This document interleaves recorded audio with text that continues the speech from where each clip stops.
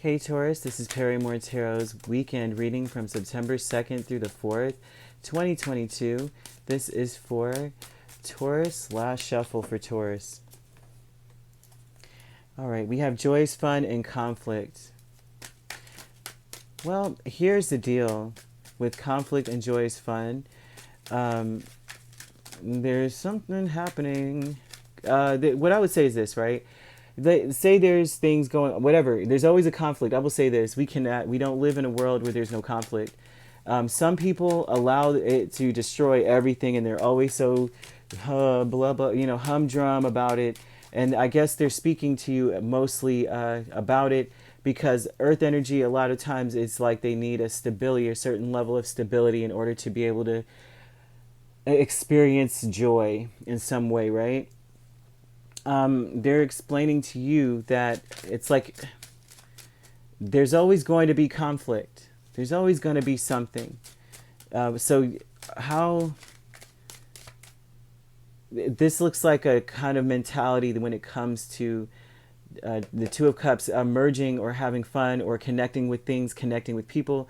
There's a certain kind of mentality that's like, it can only be this way with this one sword, right? And if it's not this way, then this is bad, this is bad, this is bad, that's bad. And so the Hermit it falls out, which is Virgo energy. But this is about looking deep within and going, what is the source of the Eight of Swords? Why am I sabotaging my happiness right now? Why am I choosing to see nothing but endings and betrayals and sadness? Why am I choosing to see this? Why am I choosing? Because the Page of Swords is about observing. So observing something is wrong. That is wrong. That is wrong. That is wrong. All these eight swords, right? Instead of looking at the situation for actually what it is, and choosing to be happy in it and glad in it. They're saying that here's the thing: if you're in a union, things can go sour really quickly. Because of the fact that someone is like choosing to see the ground when they could see the sky, right? Here. All right, the milestone is Four of Swords and King of Cups. And the milestone is more so about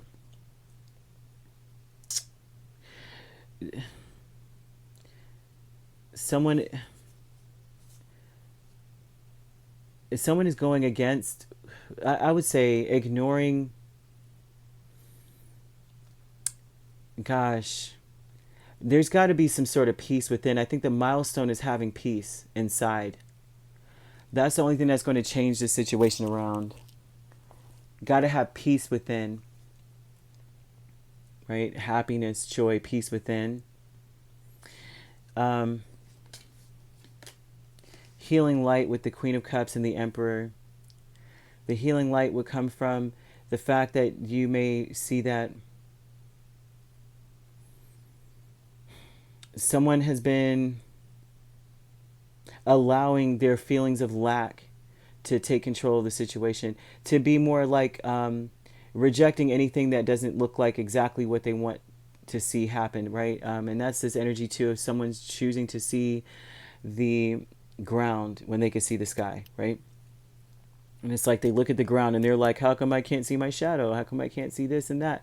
There's not enough clouds in the sky. There's not enough sunlight. And it's like you're not looking up to see that, anything, or to enjoy the rainbow or anything that like that. So this would be someone who is finally looking at themselves and going, dang, I need to be a little bit more forgiving, open, right? And I've been starting off from a place of lack.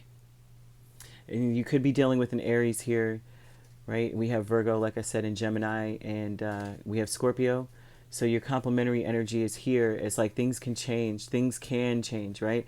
So if you're not in a union, this is about you working on certain things about yourself that maybe you have a negative mindset.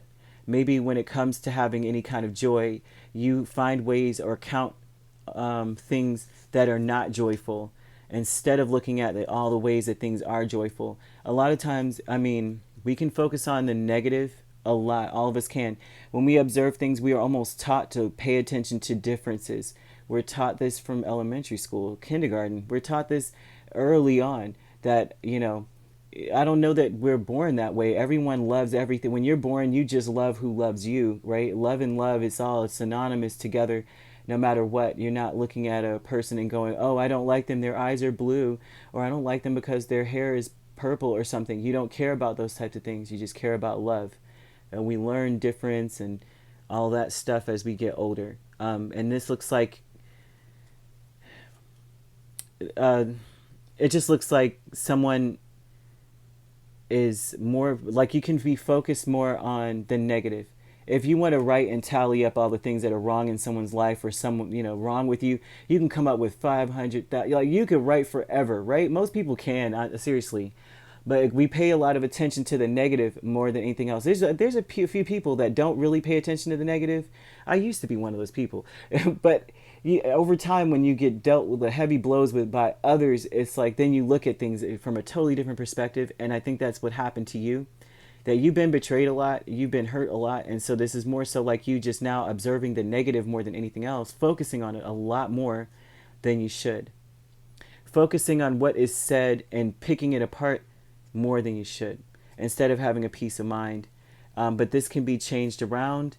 The conflict, there may be some sort of thing that happens and it's like a conflict, and it's like then you're being called to, like, by spirit to be like, are you going to let this ruin your good time? Are you going to let this happen? Or are you going to decide now to take off the blindfold and see that things are really awesome for you? Because you have the Two of Cups here twice. You have the Lovers here. It's a decision. At this point, it's a choice. It's not that things are happening to you. It's like things are happening for you, and you have to look deep in order to see that. That maybe someone's, because this is a hurtful energy. The Page of Swords and the Eight of Swords is like you're now vigilant as crap because you couldn't see the swords around you before, and maybe they're around you and you can't see them now, and that's something, and a red flag, red, right? It's like you may not be able to keep calm, but they're asking you to here. They're asking you to here. It's a milestone that you need to reach. So, very beautiful. It is beautiful, to be honest. When you can see it when you see that, it's beautiful. So, if you, like we say, we have Virgo, we have Gemini, we have Scorpio, we have water energy here. We have Aries, so you could be an Aries Taurus cusp. You could be a Taurus Gemini cusp. All right. So if you'd like to book a personal reading with me, my links are on my page. Peace, love, and light. Take care.